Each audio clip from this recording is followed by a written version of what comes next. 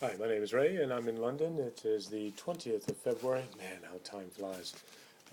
This is a rather quick video that I'm putting together as part of my series that I'm doing with the Prosperity Group, with a bunch of other leadership development group guys and gals around the world and online and from their homes, believe it or not. That is the power of the internet. Interestingly, the topic that we were discussing today with many of us was about getting excited about things. I mean, I get excited about a lot of things. That's the energy.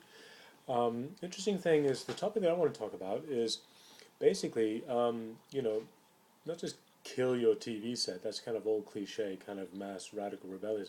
But basically, the idea is, how about a 90-day media fast? I mean, many of us kind of do, food fasting.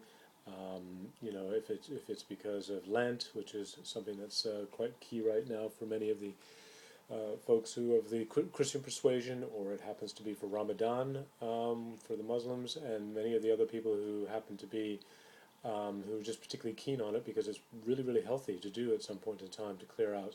And it doesn't just clear out physically if you take a food fast, it clears out amazingly in many, many other ways. But the key thing for me, the media fast, is in the junk that comes into your head.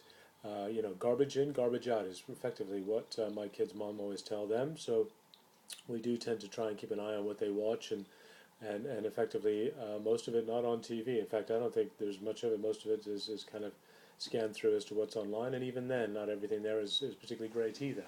The key here is recently we were reading, books are a big thing in this house, of Charlie and the Chocolate Factory. Great book, Roald Dahl. And came across this that I thought was fantastic. And I'm going to read it to you, and hopefully we're going to get it. And it's listening to the Oompa Loompas sing this song.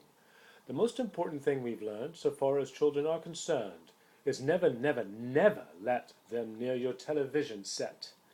Oh, better still, just don't install the idiot thing at all.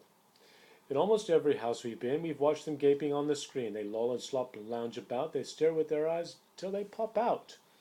Last week in someone's place we saw a dozen eyeballs on the floor. They sit and stare and stare and stare and sit until they're hypnotized by it. Until they're absolutely drunk with all that shocking ghastly junk. Oh yes, we know it keeps them still. They don't climb in the windowsill. They never fight or kick or punch. They leave you free to cook the lunch and wash the dishes in the sink. But did you ever stop to think? To wonder just exactly what this does to your beloved tot? It rots the senses in the head, it kills imagination dead, it clogs and clutters up the mind, it makes a child so dull and blind he can no longer understand a fantasy of fairyland. His brain becomes as soft as cheese. His powers in thinking rust and freeze.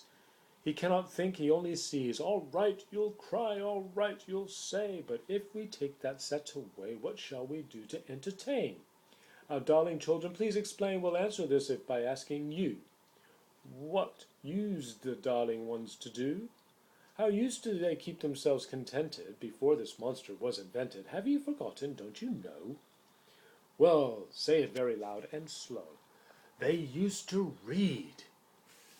They'd read and read and read and read, and then proceed to read some more. Great Scott, God, Zach! One half their lives was reading books. Books cluttered up the nursery floor and in the bedroom by the bed. More books were waiting to be read. Such wondrous fine fantastic tales of dragons, gypsies, queens, and whales. And treasures, isles, and distant shores where smugglers rode with muffled oars, pirates wearing purple pants, and sailing ships and elephants, and cannonballs crouching round the pot, stirring away at something hot. It smells so good, what can it be? Good gracious, it's Penelope! The younger ones had Beatrix Potter and Mr. Ted and the dirty rotter, the squirrel Nunkin, the piglin bland, Mrs. Twiggy Winkle, and just how the camel got his hump, and how the monkey lost his rump. And Mr. Toad, bless my soul, that's Mr. Rat and Mr. Mole. Oh, books, what books they used to know, those children living long ago. So please, oh please, we beg you, pray, go throw your TV set away, and in its place you can install a lovely bookshelf on the wall. They fill the shelves with lots of books, ignoring all the dirty looks, the screams and yells and bites and kicks, the children hitting you with sticks. Fear not, because we promise you that in about a week or two of having nothing else to do, they'll now begin to feel the need of having something good to read.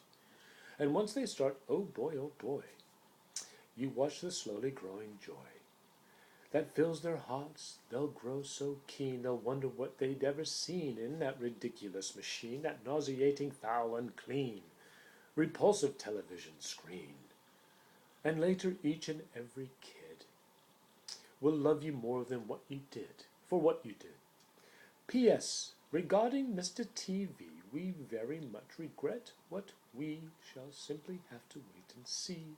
If we can get him back his height, but if we can't, it serves him right. And that note, I'm going to go back into my reading.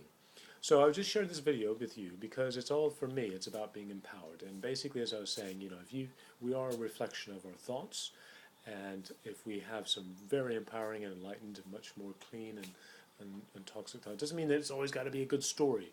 But it needs to have some clarity, some vision, some intent, and some value to bring. This isn't a preach on a soapbox. This is more just a request because, interestingly, I'm really into films and so on.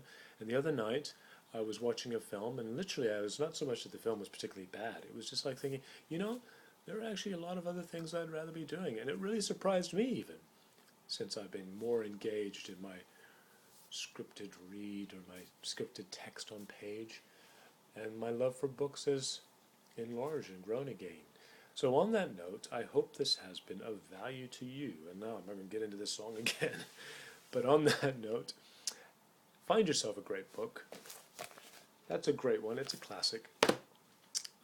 There are many, many more. Goodness me.